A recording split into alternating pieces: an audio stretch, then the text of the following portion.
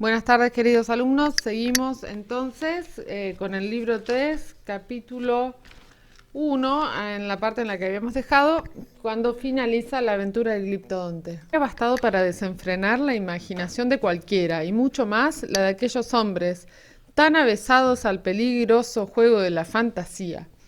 Lo cierto es que apenas el monstruo se hubo desvanecido en la noche, según lo confesaron más tarde los mismos héroes de la gesta, una gran confusión se introdujo en el entendimiento y la memoria de todos, una mezcla extraña de lo real y lo aparente, de lo histórico y lo legendario. De lo histórico y lo legendario, de lo posible y lo absurdo. Claro está que la botella metálica de Frankie Amundsen, puesta en circulación con una frecuencia tan generosa como alarmante, no fue del todo ajena ni al desarreglo de las almas, ni a las visiones y espejismos que se sucedieron a continuación, hasta que la aventura de la tabla oscilante les puso fin. Y lo que más exaltaba la fantasía del grupo eran los misterios geológicos y estratigráficos que seguían aún en el tapete y alrededor de los cuales giraban como abejas las más azarosas hipótesis. Pero el astrólogo Schultz no tardó en manifestar su aburrimiento. «¿Qué me importa la Tierra?», exclamó al fin desdeñosamente. «Lo que me preocupa es el hombre. Al fin y al cabo, la Tierra solo es un estadio. Uno solo del hombre universal». «De acuerdo», tronó Samuel Tesler, «pero ¿qué cosa es el hombre universal?» «¿Qué cosa?», respondió Schultz. «Es el hombre con mayúsculas». Frankie Amundsen alzó los brazos al cielo pletórico de estrellas, o sea, lleno de estrellas. «¡Oh, sabiduría!», gritó como arrebatado. «¡Qué definición insondable! ¡Adiós, perogrullo!». Y dirigiéndose a Del Solar, «Atención», le sopló al oído, «el neocriollo no anda lejos». Pero Bernini regresaba otra vez a la palestra, y su costado anglosajón parecía más despierto que nunca. «Eso», dijo, «hablemos del hombre. Hasta en eso la Pampa se lleva todo el honor». «¿Cómo?», le preguntó Samuel. «¿Qué honor es ese?». «Casi nada», rió Bernini. «El terciario del mundo entero se halla sumido en la más terrible animalidad cuando los primeros hombres sumido en la más terrible animalidad cuando los primeros hombres aparecían en nuestras llanuras». El golpe de risa que sacudió al filósofo villacrespense tuvo largos ecos en el paisaje. «No es chacota», se indignó Bernini. «Es una verdad ya demostrada, y por un argentino». «Por un argentino, desgraciadamente», sentenció Del Solar con amargura. «Si lo hubiera demostrado un franchute o un alemán, este señor», y señaló a Tesler, «se lo tragaría con piolín y todo». «Pero es necesario que hasta el hombre primitivo nos llegue de Europa». «Yo no he dicho nada», protestó Samuel.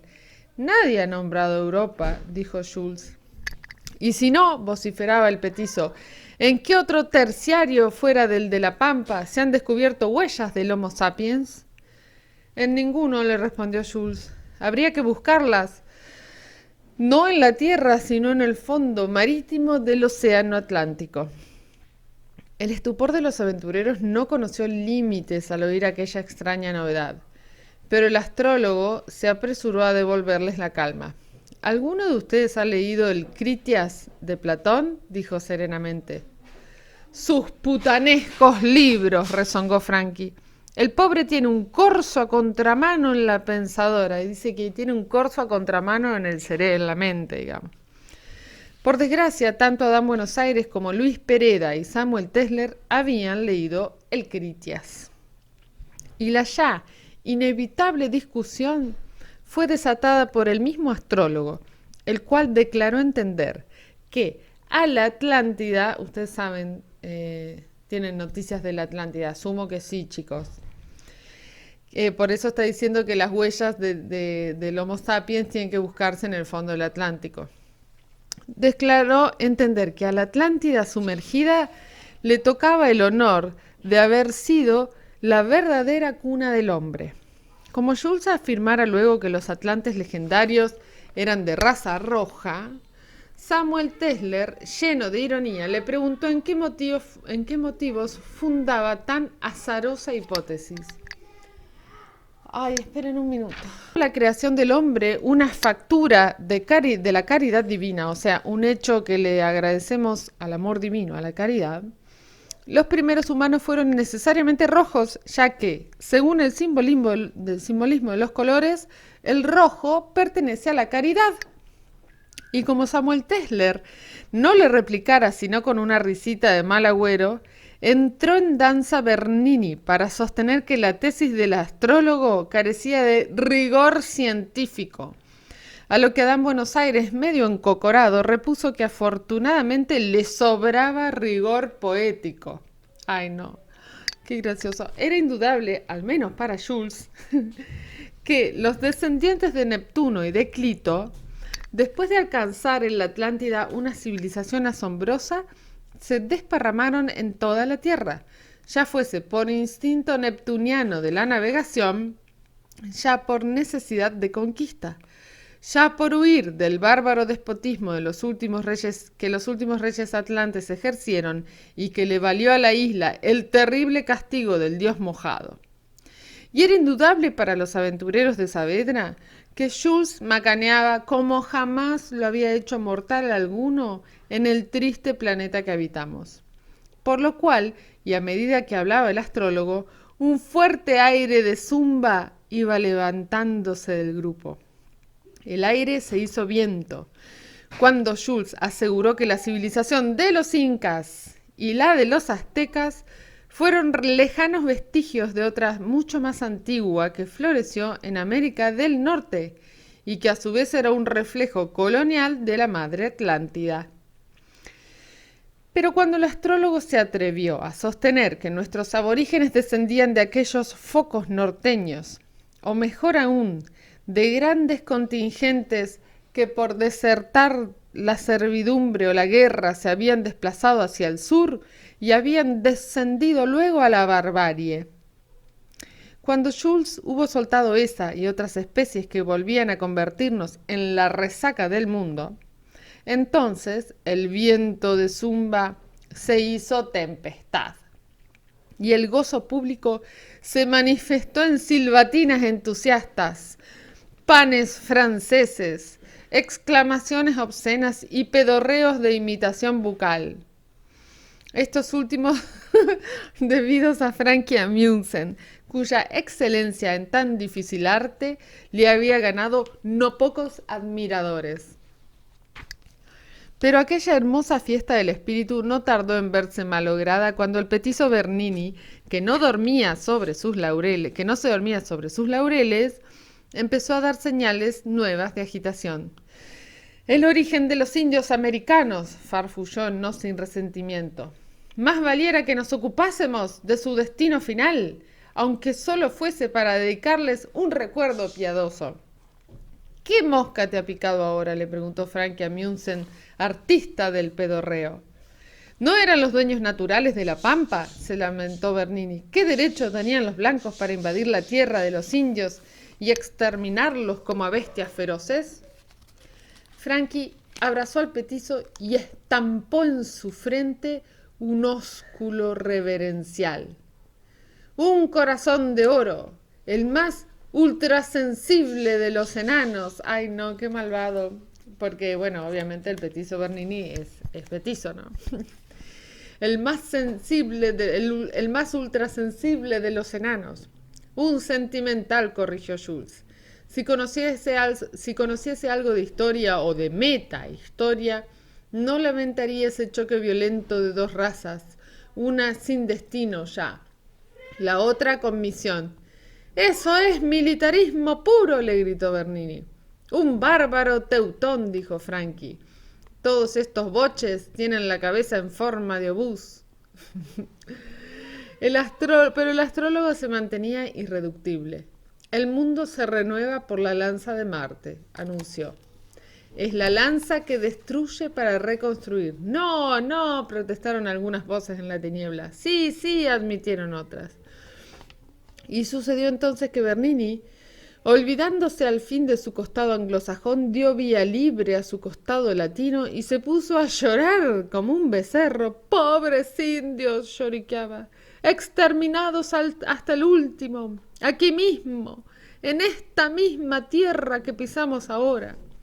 Un impetuoso redoble como de 100 caballos que se les viniesen encima llegó de pronto al oído alerta de los aventureros, mezclado con el aullar de 100 gargantas que proferían en la noche 100 gritos unánimes. ¡Winca! ¡Matando! ¡Winca! Los héroes, al oírlo, giraron sobre sus talones ya en posición de fuga, pero no salieron de su inmovilidad, pues el mismo clamor les llegaba de todos los rumbos, como si estuviesen cercados ya por un cinturón de bocas amenazantes. ¡Winca matando! ¡Winca! No habían salido aún de su estupor cuando vieron destacarse de la tiniebla una figura ecuestre, o sea, de un caballo, que a todo galope se les acercaba. Tanto el jinete como su caballo despedían cierta luz verdosa como de fantasma o gente de otro mundo. Pero el jinete mostraba una desnudez hercúlea, bien amenazadora, por cierto. O sea, tenía una fuerza, un cuerpo gigantesco, ¿no? Bien amenazadora, por cierto, y se revolvía sobre su caballo como un demonio gesticulante. Cuando estuvo a 5 pasos los aventureros, el jinete, con un bárbaro tirón de riendas, hizo clavar en el suelo las 4 patas de su cabalgadura y aulló, blandiendo sobre las 7 cabezas enemigas un lanzón adornado con plumas de flamenco. Bicú, picué, tubú picá, linquén, tucá, bicó. Como ninguno de los 7 le respondiera, el indio volvió a gritarles, traduciendo quizás su anterior pregunta. Wincas de mierda, ¿con qué permiso de quién con permiso de quién pasando?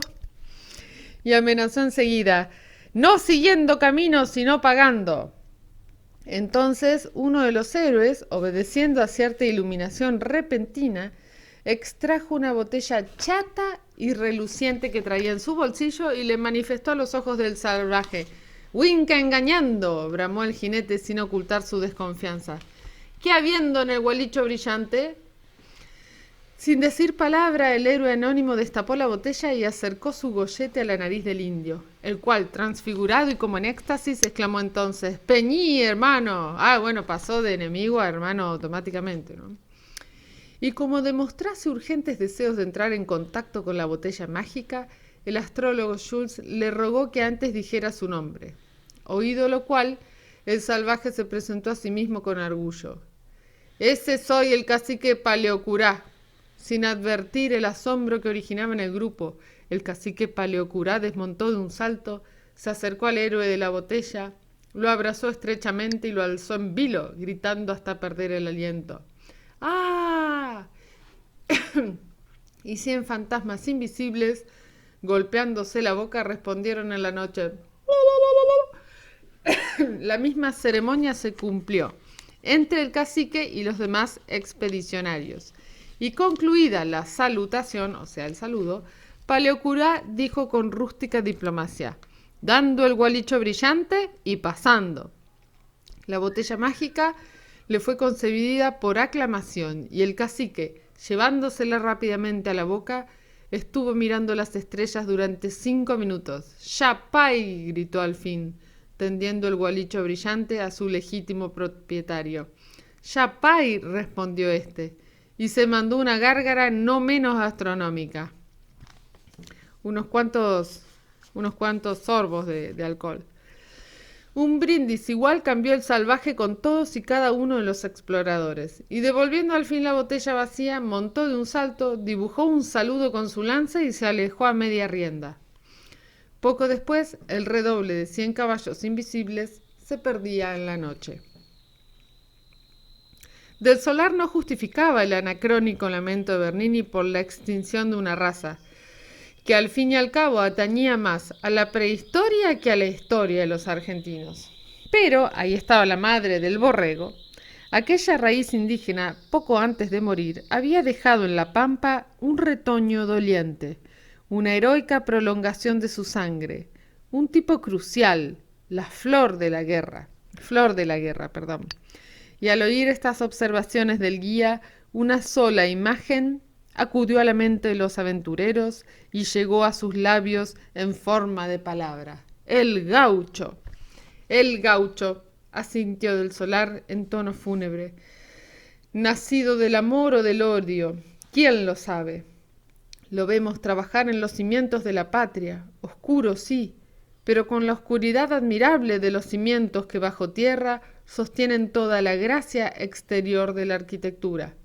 La imagen es buena, reconoció Adán Buenos Aires, a fuer de perito, o sea, haciéndose el perito literario, ¿no? Literaria, objetó Bernini. Un plagio evidente, calumnió Franchi. A pesar de todo, la mayoría de los héroes demostró con su actitud piadosa que se entregaba sin reservas a la emoción de aquel recuerdo. Pero en el grupo había dos hombres cuyo corazón, endurecido tal vez en el polo glacial de la metafísica, no daba señales de ningún enternecimiento.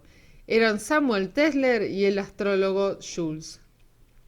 Peste de literatura, refunfuñó Samuel. Se ha inventado una fábula increíble alrededor de un pobre mestizo. El gaucho de la leyenda no existió jamás. Acá hay una crítica literaria, por supuesto, ¿no, chicos? Que no ha existido, gritó Pereda, lleno de la santa indignación. Desde los viajeros coloniales hasta los cronistas del siglo pasado. No hace falta ir tan lejos, lo interrumpió Adán. Yo he visto al gaucho allá en Maipú, al gaucho de leyenda, con su chiripá, sus botas de potro y su alma grande. Mi amigo Liberato Farías, el domador. Pero Schulz intervino aquí resueltamente. Admito la existencia del gaucho, declaró. Pero si fue como lo describe la poesía, si fue rebelde a todo sistema de orden, sin principios jerárquicos, matón y vagabundo, me parece bien que haya desaparecido. Dios, y qué revuelo se armó en el campo de los criollistas, no bien hubo proferido Schulz tamaña blasfemia. Si el gaucho ha muerto, le gritó del Solar, es porque lo mataron los gringos como usted. La derrota de Santos Vega, sentenció Adán misteriosamente. Fue un lejano bordoneo de guitarras lo que llegó entonces al oído de los exploradores. Una vibración de cuerdas llorosas que parecía traer el viento desde algún horizonte y que vivoreó en el aire como un escalofrío de música. Y un gran silencio se hizo de pronto, como si la llanura entera, refrenando el aliento, se dispusiese a escuchar con sus 1000 orejas invisibles.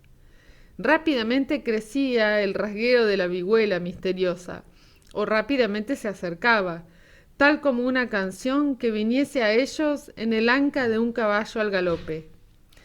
Y no tardó en oírse una voz humana entretejida con el zumbar de las cuerdas, una voz fantasmal, cuyos vocablos oscuros escapaban al entendimiento de los héroes, pero se hundían en sus almas como si fueran los mismos facones de la tristeza.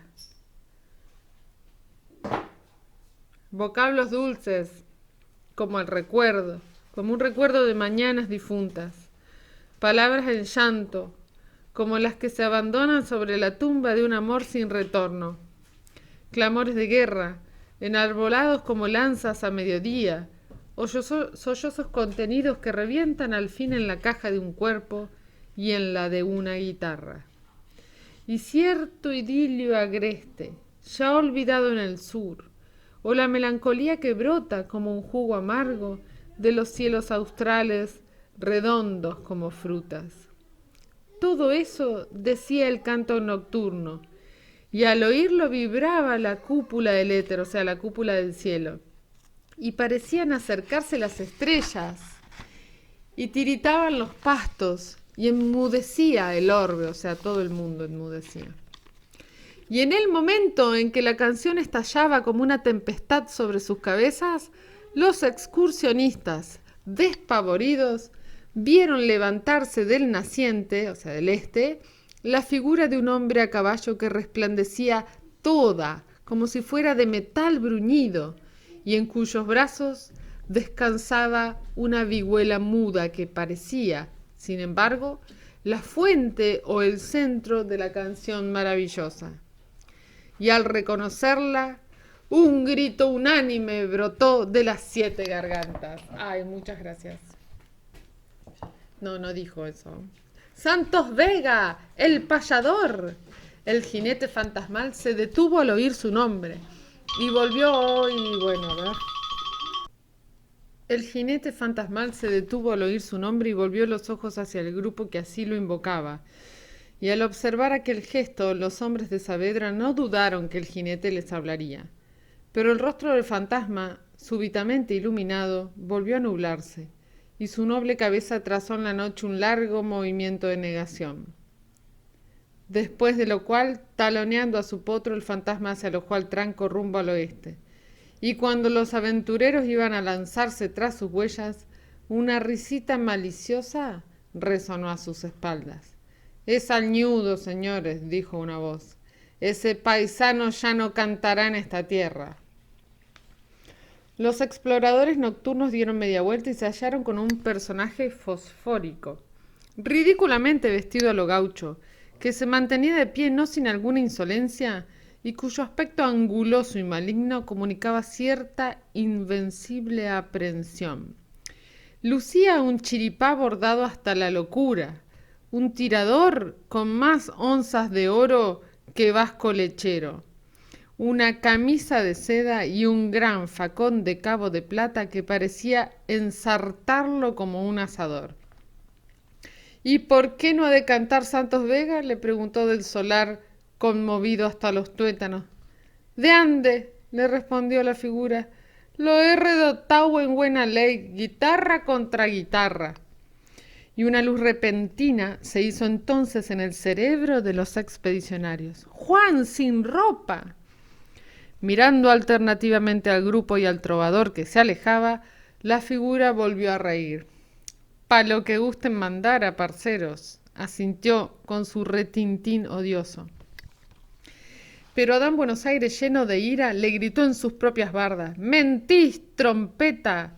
Y volviéndose al grupo: —Este hombre no es un paisano —tronó—, es el mismísimo Satanás. Nunca lo hubiera dicho. Al oír aquel nombre, la figura comenzó a retorcerse y a chisporrotear como un habitante del infierno, y un terrible olor de mixto y azufre se divulgó en el aire. Mientras los héroes reculaban espantados, advirtieron otros indicios no menos acusadores en aquel gaucho espectral que tenían delante. Refusilaban sus ojos como 2 noches de tormenta. En su chambergo lucía una ominosa pluma de gallo. Y más aún, sus despuntadas botas de potro, que no les faltaba la punta, ¿no?, que por donde salían los dedos de los gauchos, manifestaban 2 pezuñas de chivo que habrían justificado todas las alarmas. ¡Cruz, diablo! ¡Cruz, diablo! Empezó a exorcizar Frankie Amundsen, trazando rápidas cruces en el aire. Juan sin ropa lanzó una carcajada de opereta. —No se me asusten, parceros —dijo—, no vengo a comprarles el alma, ya la tienen vendida. Pero el astrólogo Schultz no era hombre de admitir que se le vendiera gato por liebre. Con un desdén casi agresivo manifestó que el demonio allí presente no era ni el emperador Lucifer, ni el príncipe Belcebú, ni el gran duque Astarot, ni el primer ministro Lucifugé, ni el general Satanachia, ni el lugarteniente Floretí, ni el brigadier Sagantanás, ni el mariscal de campo Nevirós, sino un ministril inferior llamado Antrax, un pinche de cocina, un pobre diablo, que no teniendo el infeliz ni dónde caerse muerto, mal podía venirles ahora con la pretensión de comprar un alma. Y como Juan sin ropa gruñera entre dientes, lo intimó Schultz a que contestara lo que se le preguntase, amenazándolo si se negaba, con encerrarlo en una botella de whisky escocés. Viéndolo ya mansito, del Solar se animó a preguntarle: ¿y qué hubo de cierto en su payada con Vega? ¿Cómo lo venció? Era un pobre ingenuo, respondió Juan sin ropa. Nunca me ha encargado el jefe un trabajito más fácil. Nos agarramos a estrofa limpia. Vega no lo hizo del todo mal, pero un diablo es mejor guitarrero, tiene más uña. ¿Y qué ganaba el jefe con derrotar a un pobre gaucho? Le interrogó Adán Buenos Aires. No crean, el gaucho aquel tenía sus bemoles, aseguró Juan sin ropa. Su falta de ambición, su desnudez terrestre, su guitarrita y su caballito amenazaban con establecer en estos pagos una nueva edad de la inocencia. Justamente cuando el jefe ya estaba en vísperas de un triunfo universal y las naciones caían de hinojos para besarle el upite. O sea, las naciones se arrodillaban para besarle el trasero, digamos, al diablo, ¿no? Juan sin ropa se dio aquí una palmada en el trasero. Ay, perdón. Perdón, mi garganta. Se oyó en la sombra una risita incrédula. Y el petizo Bernini tomó la palabra. Cuentos chinos, rió. Todo el mundo sabe que la interpretación de la leyenda es otra. En realidad, Santos Vega es la barbarie y Juan sin ropa es el progreso. Es el progreso derrotando a la barbarie. Ese petizo, exclamó Frankie Amusen, peligrosamente adulador. ¿Dije bien?, le preguntó Bernini. Como de costumbre.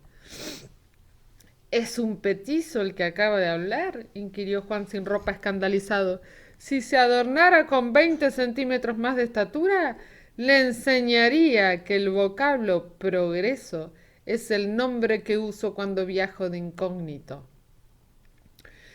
Fue aquí donde intervino Del Solar, folclorista, para entendérselas con el mito gauchesco en discusión que, a su parecer, solo tenía un sentido literal. Juan sin ropa declaró, es el gringo desnudo que vence a Santos Vega en una clase de lucha que nuestro paisano ignoraba, la lucha por la vida. Están acá haciendo nuevamente, ¿no es cierto?, crítica literaria con respecto a qué es lo que vence al gaucho, por qué el gaucho es vencido, ¿no? ¿Y por qué dicen acá que lo que nuestro paisano ignoraba, la lucha por la vida? Porque el gaucho tenía fama de vago. O sea, nunca iba a luchar por la vida porque a la vaca la tenía atada, porque en la pampa había tantas vacas que cuatrereaban tranquilos nomás. Y no bien lo hubo dicho, Juan sin ropa inició la primera de sus mutaciones.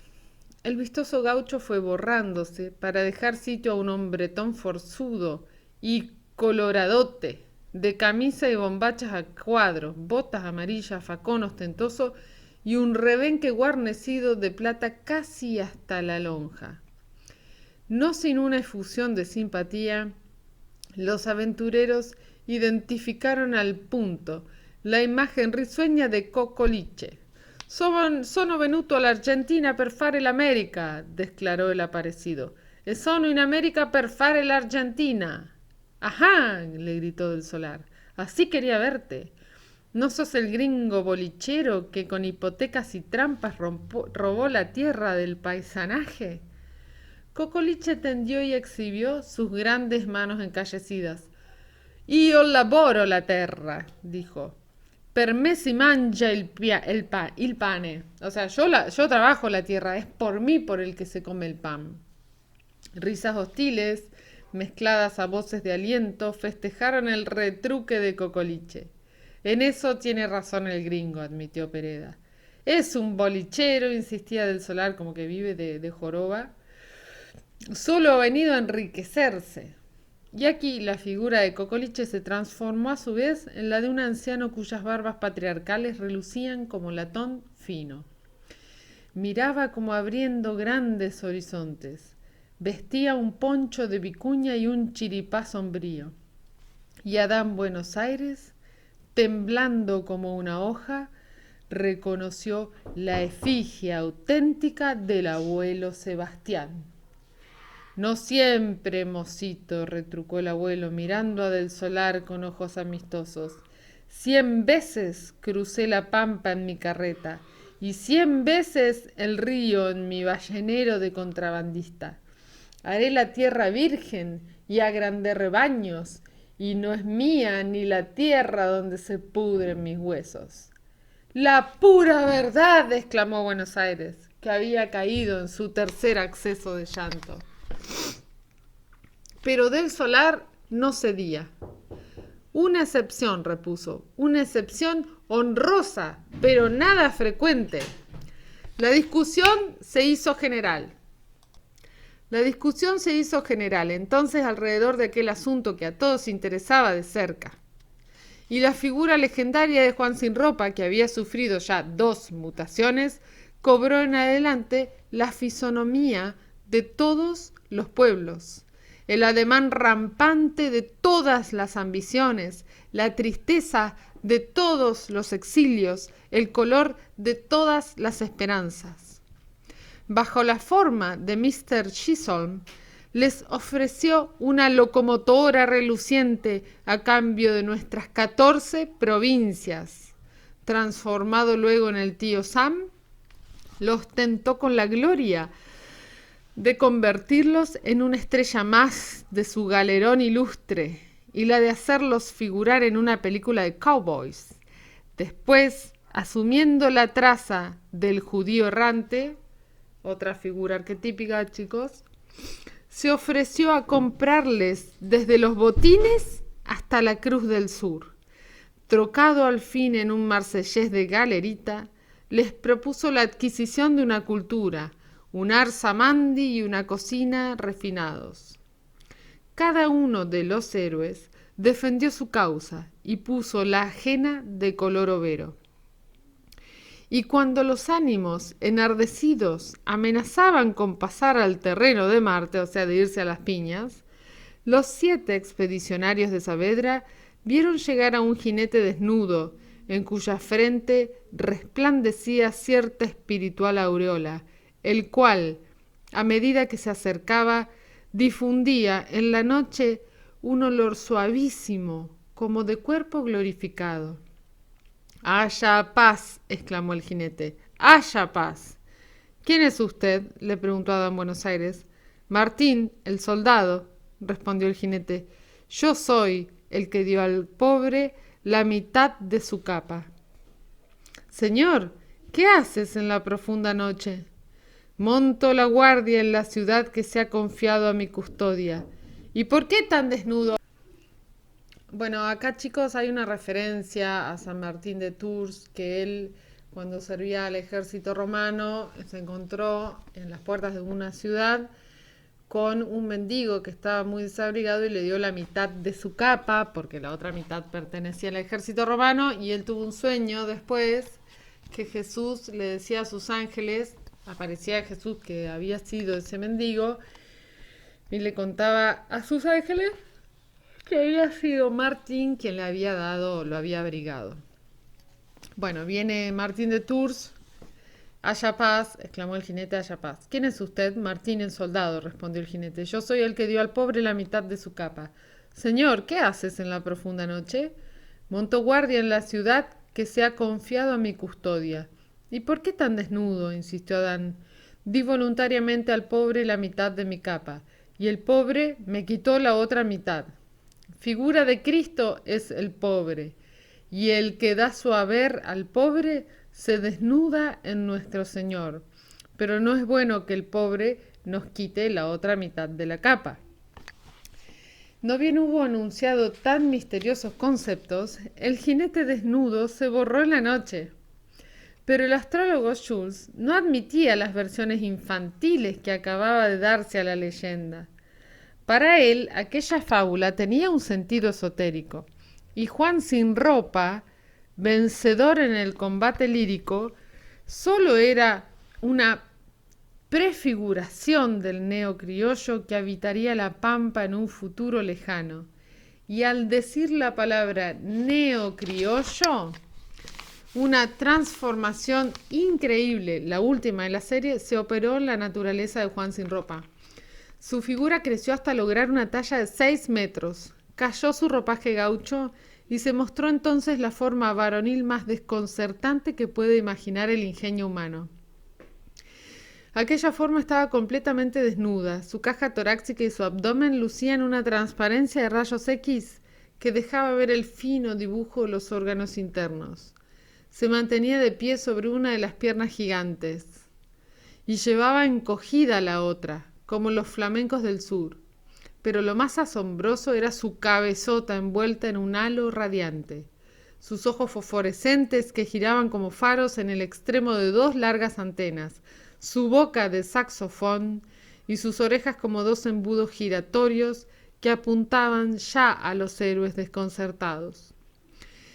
Como Frankie Amundsen preguntara qué nuevo demonio era el que tenían delante, le respondió Jules que se trataba del mismísimo neocriollo. Y, al aventurar Samuel Tesler su opinión de que no era ciertamente un efebo, o sea que no era un hermoso, la jeta saxofónica del neocriollo se alzó y bajó 3 veces como la trompa de un elefante. «Atención», dijo Jules, «el neocriollo quiere hablar». En efecto, un chorro de sonidos inarticulados brotó de la jeta saxofónica. Una voz que imitaba el silbo de la perdiz, la cavatina del jilguero, el arrullo de la tórtola, el croar de la rana, el graznido del carancho, el piar del gorrión, el alarido del chajá, el escándalo del tero. Y según la mayor o menor sublimidad de los conceptos que vertía, el neocriollo se agigantaba o se reducía a las proporciones de un enano. «¿Qué ha dicho?», preguntó Frankie, no bien hubo cesado la corriente sonora. Jules declaró que se trataba de una inefable arenga política y tradujo así las palabras del neocriollo. «Si el chaleco laxante y la sonrisa de cemento armado no fueran al dulce oprobio lo que Neón, el clave, a la gaviota de un ensueño que se pudre entre flores, mucho cabría esperar del elefante cósmico a la hora en que las pálidas higueras resuelven el teorema de Baluch. Mas, atención, mortales, el presidente insumergible ha roto el pacto y luce ya sobre sus muslos el calzoncillo negro de la duda». Absortos quedaron los exploradores ante aquel fragmento de prosa. «Bah», dijo Pereda, «es demasiado lógico para sus verdes años». «Lógico», se lamentó Samuel, «tristemente lógico». Adán Buenos Aires no disimuló su melancolía. «Evadirse de la lógica», exclamó, «una empresa de locos o de santos». Pero la jeta saxofónica del neocriollo emitió de súbito una luz vivísima. «¿Y eso?», preguntó Frankie. «Bien», dijo Jules, «el neocriollo está de buen talante. Acaba de lanzar su carcajada tricolor». «Debería ofrecernos una prueba más alegre de su humorismo», rezongó Frankie. Oído lo cual, y con gracia de autómata, el neocriollo se puso a bailar el malambo, la cueca, el escondido, la zamba, los aires, el cuando, la chacarera, el sombrerito, el palapala, el marote, la resbalosa, el pericón, la huella y el chamamé. Desgraciadamente los exploradores tampoco dieron aquí señales de admiración alguna. Lo que se quería del neocriollo era un milagro. Y he ahí que al escuchar ese pedido con sus orejas infundibuliformes, el neocriollo movió la trompa reclamando atención.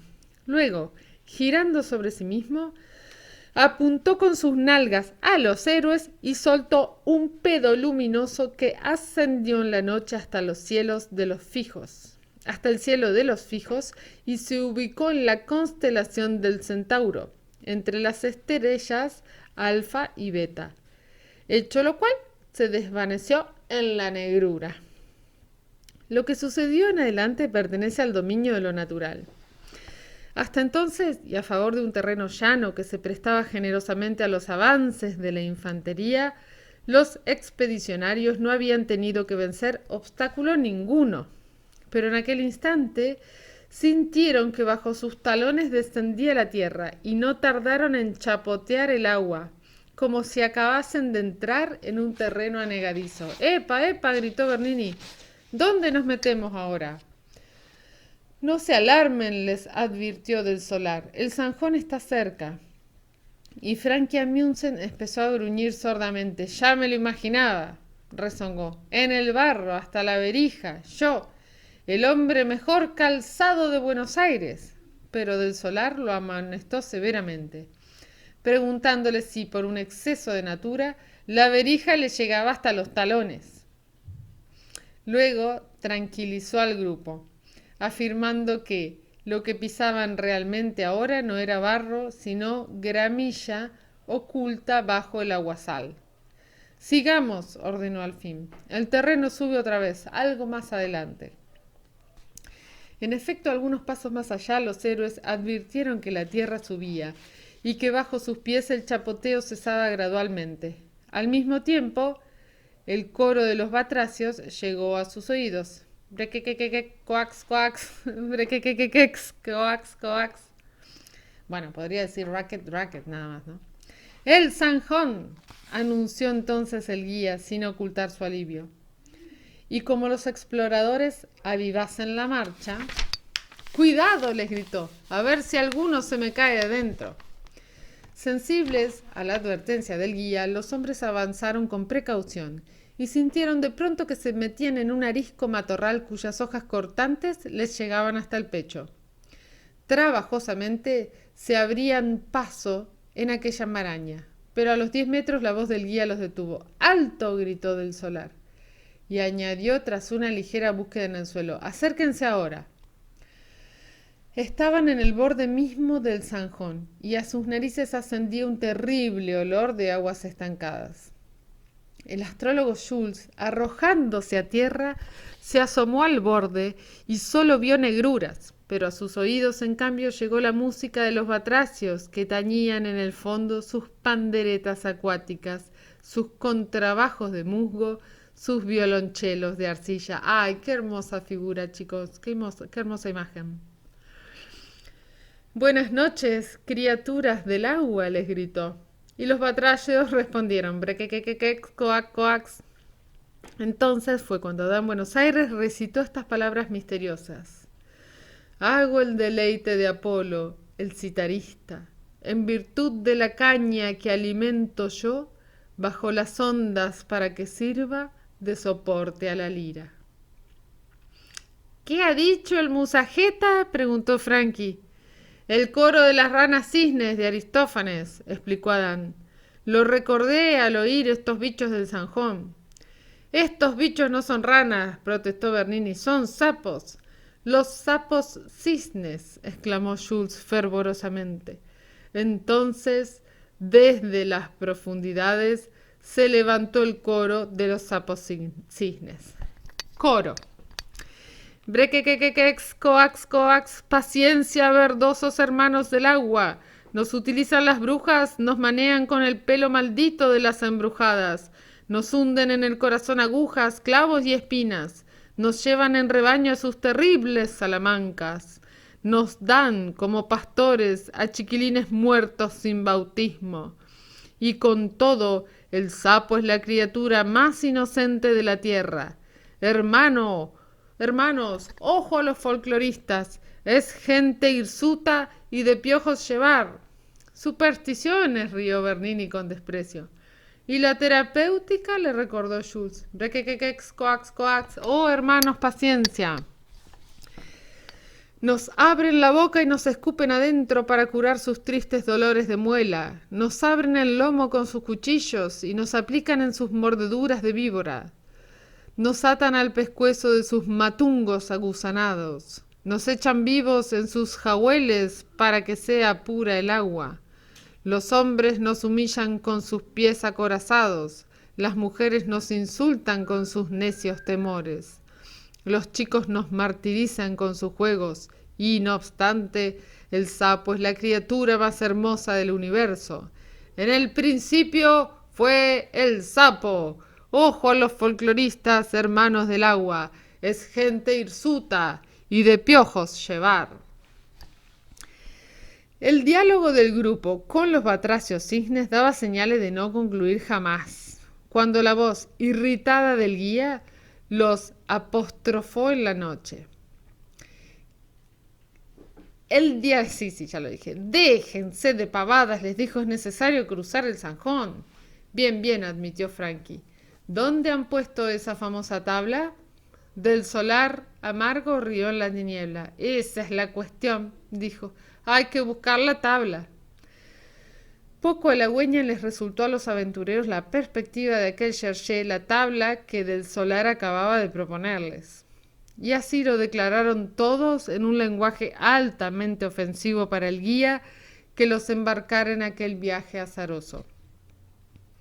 Buscar una tabla miserable, tendida sobre un maldito zanjón, y en una noche que nadie, por decoro, había osado comparar aún con el ala del cuervo, era obra superior a la fuerza de aquellos hombres dados a más apacibles ejercicios. O sea, quiere decir que la noche era tan oscura que ni siquiera la podías comparar ni con el ala del cuervo, ¿no?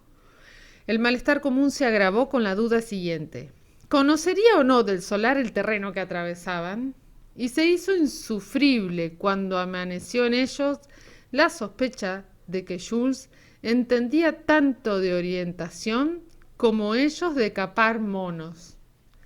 Afortunadamente, la voz de la prudencia se alzó en el desconcierto general, y al petizo Bernini cupo la gloria de levantarla.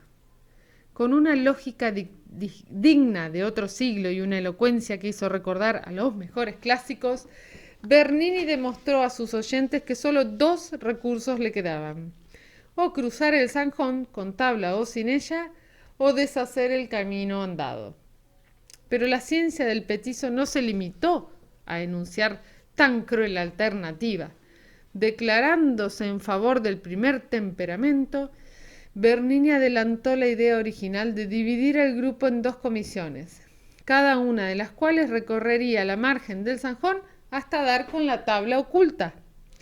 Gritos unánimes de aprobación resonaron entonces, y Frankie, no sin melancolía, saludó la genialidad de aquel joven estratego que una paz harto dilatada malograría sin duda. Lo cierto fue que al instante se constituyeron las dos comisiones exploradoras. Adam, Samuel, Jules y Bernini entraban en la que habría de marcharse al oeste, y el petizo exigió su jefatura en el temor de que los otros, dado su carácter abstractivo, o sea, andar pensando cosas, no viesen la tabla en cuestión, así la tuvieran delante de las narices. Frankie Amundsen y Luis Pereda integraban la Comisión del Este, dirigidos por Del Solar, sospechoso vaqueano. Una vez constituidas ambas comisiones, recibieron las advertencias de práctica y se convino en que la señal del hallazgo sería dada por una u otra mediante un silbido. Aunque Frankie Amundsen propusiera la imitación del grito del mochuelo, por considerarla más tradicional, y aprendidas todas aquellas instrucciones, uno y otro grupo se distanciaron sin cambiar un adiós. Bueno, nos quedan 3 hojitas. El petizo Bernini encabezaba la fila india rumbo al oeste y sus hombres lo seguían en silencio. Quebrado era el borde del zanjón, arisco de lomas y hondonadas, erizado todo él de matorrales espinosos que los agredían en la noche. Y los batracios cantaban siempre, monótonos y ajustados, como si recitaran de memoria un interminable cronicón de diluvio. Vieron que cantan cuando está por llover o cuando está lloviendo, ¿no? Estos lugares, dijo al fin Samuel Tesler con voz reconcentrada, evocan la ribera maldita, un río negro como el asfalto, la muerte del espíritu, eterna ya sobre las aguas, el silencio del espíritu sin la esperanza del verbo, y sombras mudas, agolpándose, como nosotros ahora en la orilla fatal. Adán Buenos Aires, a pesar suyo, sintió un escalofrío en las vértebras, pero Jules rompió el encanto. Las aguas infernales, expuso gravemente, no son un accidente arbitrario del paisaje dantesco. En idioma simbólico, los ríos del Tártaro representan... Sí, lo interrumpió Samuel con fastidio. Es el ABC de la metafísica. El ABC del manicomio, gruñó Bernini. ¡Ojo a la tabla! Nuevamente reinó el silencio en el grupo que avanzaba y nuevamente lo turbó Samuel en iniciar una interpretación del hermafrodita primitivo según el famoso discurso de Aristófanes. Bueno, está haciendo acá una relación con una obra de teatro, no la vamos a mencionar. Pero, en lo mejor de su tesis, un silbido agudo rayó la calma nocturna, y el hermafrodita quedó en su secreto revelado a medias. La señal, gritó el petizo Bernini. ¿Oyeron? No somos sordos, refunfuñó Samuel. Regresaron al punto. ¡Silencio! Siempre, yo digo silencio y ella siempre después pega un ladradito, dos. Ladridito. ¡Basta! Desobediente. Regresaron al punto volviendo a superar las mismas escabrosidades. Y no habían recorrido aún 50 metros cuando llamadas urgentes los reclamaron en la sombra. Aquí, aquí, decían las voces en son de triunfo. No hay duda, exclamó Bernini, han encontrado la tabla. En efecto, reunidas otra vez las dos comisiones, Del Solar mostró el arranque de un tablón angosto. Era el puente que unía las dos márgenes del abismo.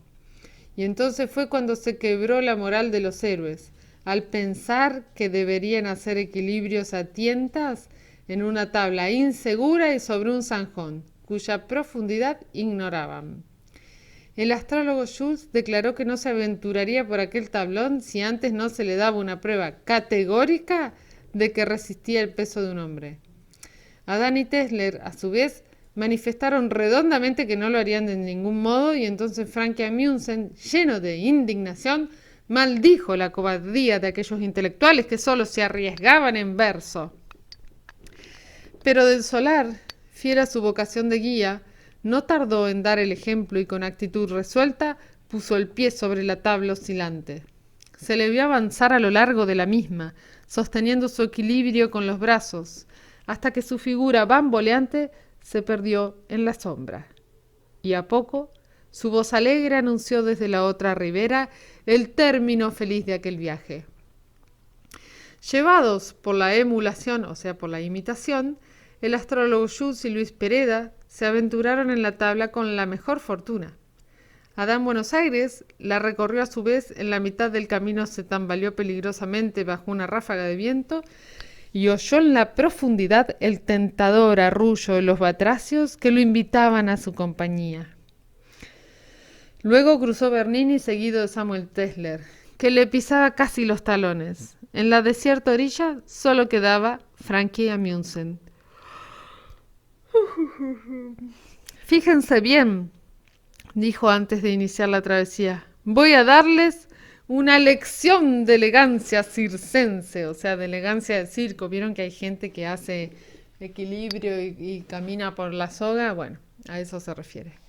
Al momento se le vio deslizarse por el tablón, con una mano en la cintura y la otra sosteniendo una sombrilla invisible. Y al avanzar cantaba, imitando la voz de una tiple afónica. No sé qué será eso. Yo soy la muchacha del circo, por una moneda yo doy, pero de súbito, y casi en la meta, Frankie Amundsen trastabilló, manoteó en el aire desesperadamente y se hundió en la cima, o sea, en el fondo. En la cima, cuando la cima es con C, chicos, es la cima, la parte más alta de la montaña. Y la parte más profunda de la montaña es la cima con S. Se hundió en la cima con un estruendo que hizo enmudecer de pronto a los batracios cantores. Ay no, se remató, chicos. Inmensa fue la risotada que resonó en la orilla. ¡Fatalidad!, exclamó Tesler. ¡El hombre mejor calzado de Buenos Aires! Del Solar, que no reía, se asomó al borde y preguntó con recelo: Frankie, ¿estás ahí? Y una voz entre llorosa y maldiciente le respondió desde el fondo: linda pregunta, ¿dónde miércoles voy a estar entonces? ¿Es muy hondo?, volvió a preguntarle Del Solar. Creo que no, dijo Frankie, ahora salgo. Ay, no, me retenté imaginándomelo haciéndose el equilibrista del circo. Poco después, Frankie Amundsen asomaba la cabeza por el borde oscuro del zanjón, visto lo cual sus camaradas lo tomaron de las axilas y lo izaron como a un pez monstruoso. ¿Te has lastimado?, le interrogó Luis Pereda, tocándole las espaldas y el pecho. Ni un rasguño, declaró Frankie dolorido, pero estoy de barro hasta la coronilla. Por tercera vez, en aquella noche memorable, Samuel Tesler hizo brillar su encendedor. Y pudo verse allí que Frankie exageraba. El fango apenas le cubría los pies y embadurnaba sus pantalones casi hasta las rodillas. En cambio, todo él estaba envuelto en un fuerte olor de putrefacciones, cuyo interesante origen no tardó en señalar el astrólogo al tomar con sus dedos un poco de barro que Frankie traía en la ropa. Sí, dijo Schultz, oliendo el barro con delectación, o sea, con placer. Es el putrifango. ¡El putricoño! Rezongó Frankie, perdiendo los estribos. Estoy como para escuchar terminitos de nuevo idioma. Mejor sería que me dieran algo con que limpiar esta basura. La solicitud del pobre náufrago no cayó en saco roto, y sus camaradas, en un arranque de generosidad, le alargaron pañuelos, hojas de blog, cartas íntimas, anotaciones geniales, raros manuscritos. Adán Buenos Aires, no menos generoso, tentado estuvo de colaborar con cierto inefable cuaderno de tapas azules que había rescatado esa noche del poder de una ingrata, pero lo contuvo su infinita modestia, al recordarle que aquellas páginas ya no eran suyas, sino de la posteridad. Su infinita modestia, que esas páginas eran para la posteridad, o sea, para el mundo, imagínate lo modesto. De cualquier modo, Frankie Amundsen logró remediar una parte de su desgracia, y los exploradores, ya restablecidos, echaron a caminar por el nuevo territorio que se les ofrecía delante. Ahora bien, ese guía dudoso que se llamaba Del Solar les había jurado que al trasponer el zanjón verían ya las luces de la casa del muerto. Y estaba resultando ahora que, mirasen donde mirasen, les respondía solo una tiniebla universal. Para colmo, el terreno que hasta entonces les había sido favorable se quebraba ya de un modo extraño. A veces ascendían la cuesta de una loma, y al llegar a su vértice daban con un borde cortado a pico. Bien, los que conocen el campo Entre Ríos se encuentran por ahí esos cañadones, ¿vieron? A veces ascendía la cuesta una loma y al llegar cortaba a pico, de cuya ignorada elevación era menester descolgarse, o sea que te tenías que descolgar en un acto de fe, ¿no? Haciendo pie, no sin riesgo, en las hendiduras buscadas a tientas que les ofrecía el misterioso talud. Talud es esa pared que se viene a pico, ¿no? Otras veces, al descender algún declive, se encontraban con un inescalable murallón de tierra. Y entonces debían circunscribir el obstáculo hasta dar con la salida. Todo ello aumentaba el mal humor de los expedicionarios, los cuales avanzaban en un silencio tal que solo se oía el jadeo de sus respiraciones. Fue justamente al sortear una de aquellas lomas inaccesibles cuando los héroes detuvieron su marcha, sorprendidos ante la escena que se les ofrecía de súbito. 20 pasos adelante vieron a un hombre sentado junto a una fogata, cuyas lenguas rojas hacían oscilar el viento. Aquel hombre revolvía con un palo el contenido hirviente de cierta olla que se desbordaba sobre el fuego, y en torno suyo 7 perros de asombrosa flacura contemplaban absortos el baile de la hoguera, con los cuerpos estirados y los hocicos entre las patas. Un linchera, susurró Adán Buenos Aires contemplando al desconocido, pero Schultz aseguró que se trataba de un mago auténtico y se remitió a las pruebas que daría inmediatamente si el grupo lo acompañaba.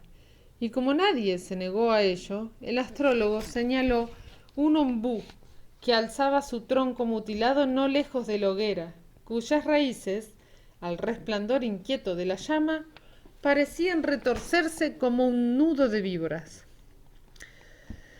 Desde allí podremos estudiarlo sin ser vistos, observó cuerdamente. Los exploradores se adelantaron hacia el ombú, descubriendo un vasto círculo para no entrar en el área luminosa del mago. Pero los canes, o sea, los perros, obviamente, que rodeaban al desconocido, se incorporaron súbitamente y, volviendo hacia el grupo sus ya rectas orejas, empezaron a ladrar con furia. No se asusten, dijo Schultz. Aquí traigo mi perrinavaja. Ay, no, basta, que invente esas palabras, Schultz, es lo más. Manifestó en efecto un cortaplumas de regular tamaño, y abriendo la mayor de sus hojas, avanzó resueltamente, seguido de los otros. Pero el hombre de la hoguera, sin sospechar acaso la vecindad del grupo, moduló un suave chiflido, y los perros, callando al instante, volvieron a estirar sus osamentas junto al fuego. No bien se hallaron al pie del ombú, los aventureros treparon a sus tortuosos espolones, y desde allí siguieron atentamente los detalles de la escena. El fuego iluminaba toda la figura del hombre, su andrajoso vestido, sus pies envueltos en trapos y su cara barbuda, que, roja de luces, tenía sin embargo el aire de las cosas apagadas o muertas. El hombre seguía revolviendo con su palo el contenido de la olla, y al hacerlo recitaba entre dientes un monólogo ininteligible, o sea, un monólogo que no se podía entender. Como Frankie preguntara en un susurro qué andaría refunfuñando aquel desconocido, le respondió Schultz que sin duda pronunciaba un conjuro mágico ante la olla, en cuyo interior se cocía el filtro que luego utilizaría el hombre para untar su cabeza y transformarse en gato, león o cualquier otro avechucho.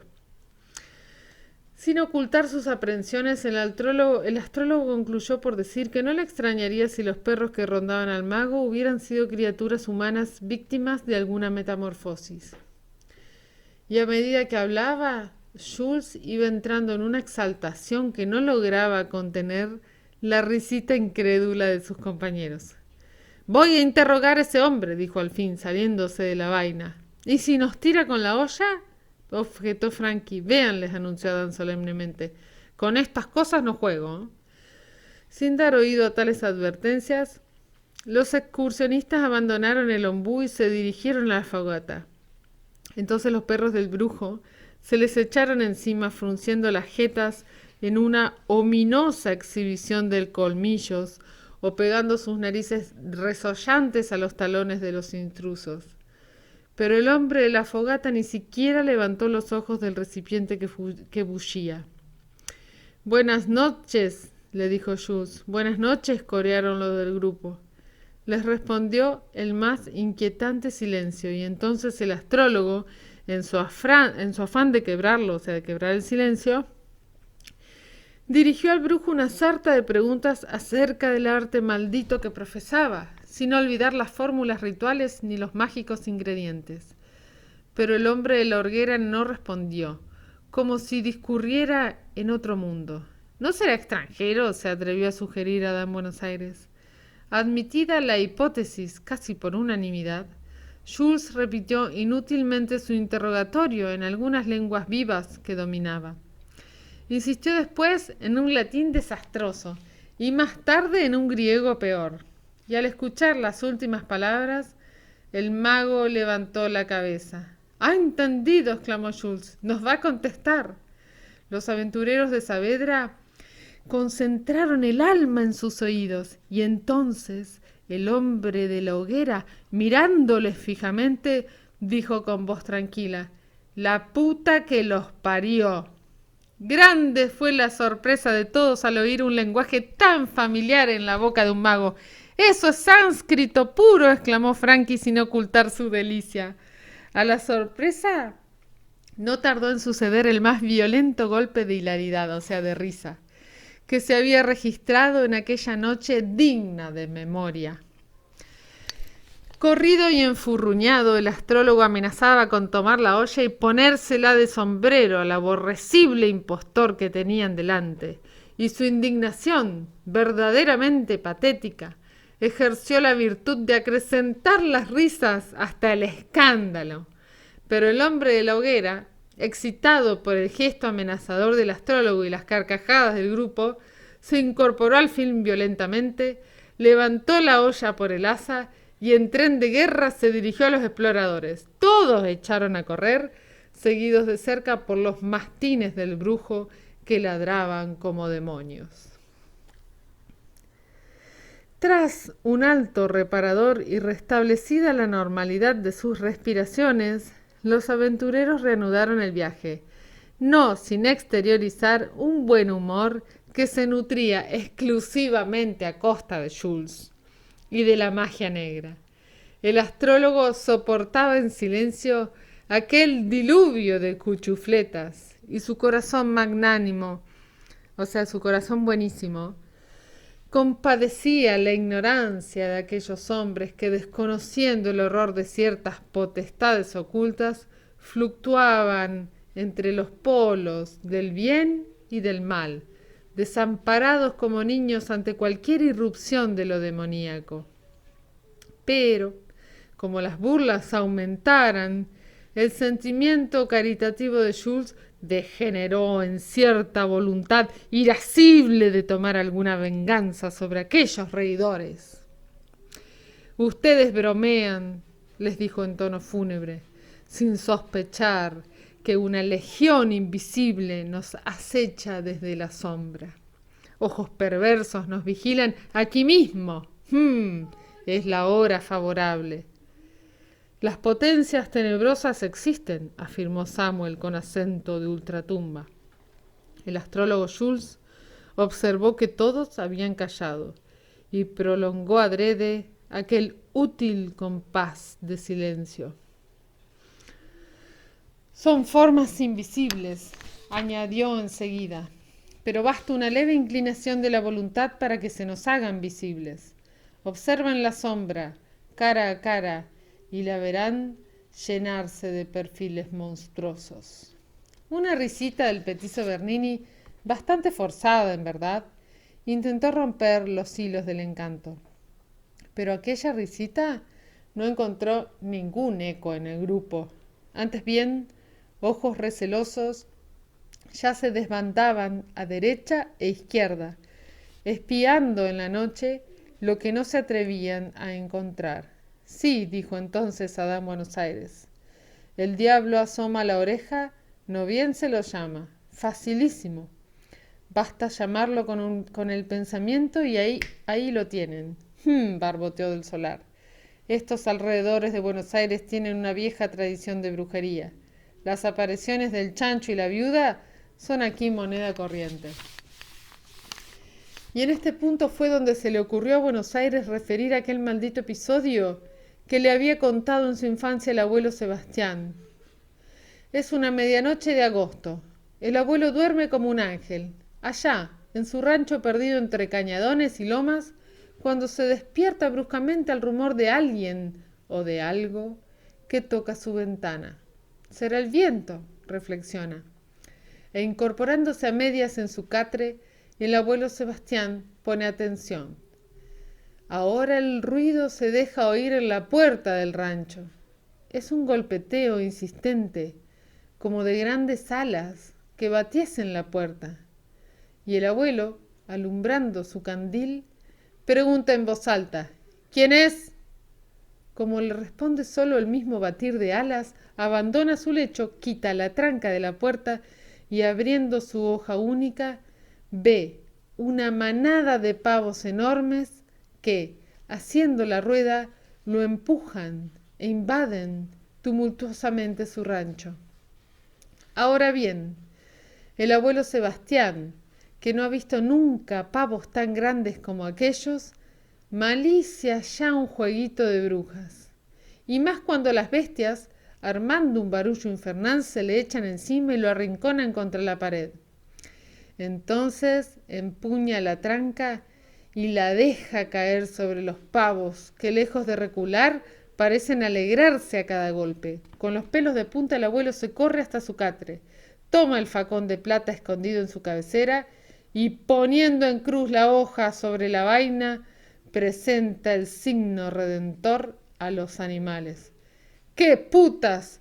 Retroceden todos chillando como viejas apaleadas, y el abuelo Sebastián los ve lanzarse a la puerta, salir al campo, huir en la noche, como almas que se lleva el demonio. Gradualmente, a medida que Adán Buenos Aires hablaba, el grupo se había ido estrechando en torno del narrador. Claro, se habían ido acercando porque les estaba dando quickie. El propio Schultz, arrepentido ya de haberlos embarcado en tan funesta demonología, marchaba rozándose con los demás y escudriñando la sombra, con un recelo que no quería confesarse a sí mismo. Tal era el estado moral del grupo cuando Buenos Aires acabó su historia. Y enseguida, como si ello no bastara, he ahí que Samuel Tesler inició aquel sombrío relato de amor y de odio. Había ocurrido en Besarabia, su tierra natal, de la que tenía vagos recuerdos infantiles. Una mujer y un hombre. Ella tan adorable como desdeñosa, o sea, como asquerosa. Él, víctima de un amor no correspondido que se trueca luego en rencor implacable. Los dos vivían en la misma casa, muro por medio.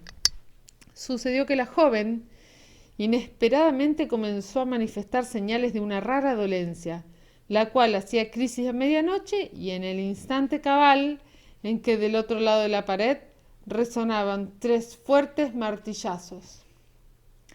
Día tras día, no bien los campanarios daban la medianoche, se oían los 3 martillazos en el muro y la enferma se agravaba. Un mes duró su agonía inexplicable, al cabo del cual, con el último golpe de martillo, la mujer entregó su alma. Días más tarde, el enamorado vecino desapareció misteriosamente, y cuando la policía entró en su cuarto, halló que sobre la pared, aquella que lindaba con el dormitorio de la muerta, se veía un contorno de mujer dibujado a lápiz, en cuyo corazón alguien había metido un clavo profundamente. El martillo estaba en el suelo. La historia de Samuel, narrada en aquel sitio y a semejante hora, bastó para colmar la medida. El grupo acababa de llegar a la cresta de una loma, y lo que sucedió allí fue tan rápido como inexplicable. De pronto Luis Pereda tropezó con alguna masa desconocida, y se lo vio rodar por el declive sin proferir un solo grito. Corrieron los demás en su ayuda, pero antes de llegar a la hondonada en que yacían, lo vieron incorporarse y huir a toda carrera. ¡El diablo!, gritaba. ¡El diablo! Los exploradores volvieron sus ojos hacia el lugar en que había caído Pereda y vislumbraron una forma oscura que se levantaba del suelo y erguía 2 astas como de buey. Simultáneamente, un largo mugido rompió el silencio de la noche y el grupo entero, loco de pánico, voló entonces detrás del fugitivo Pereda con Schultz al frente, vanguardia misma del terror. Fue un acelerado movimiento de fuga que los arrastró por igual a través de un campo sin misericordia.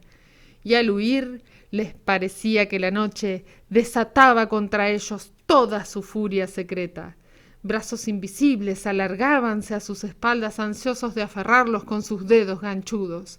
Ya sentían en sus nucas el aliento glacial de los perseguidores y en sus oídos alalíes de caza, bestiales jadeos, risitas burlescas. Y daban saltos al correr, temerosos de pisar alguna forma execrable que reptara por el suelo. ¿Cuánto duró aquella vertiginosa carrera? Nunca lo supieron. Solo recordaron más tarde que al trasponer una altura vieron 2 o 3 faroles a corta distancia. ¡Las luces!, vociferaron, ¡las luces! Y a todo correr descendieron la pendiente. Habían llegado. Fin del capítulo 1, libro 3.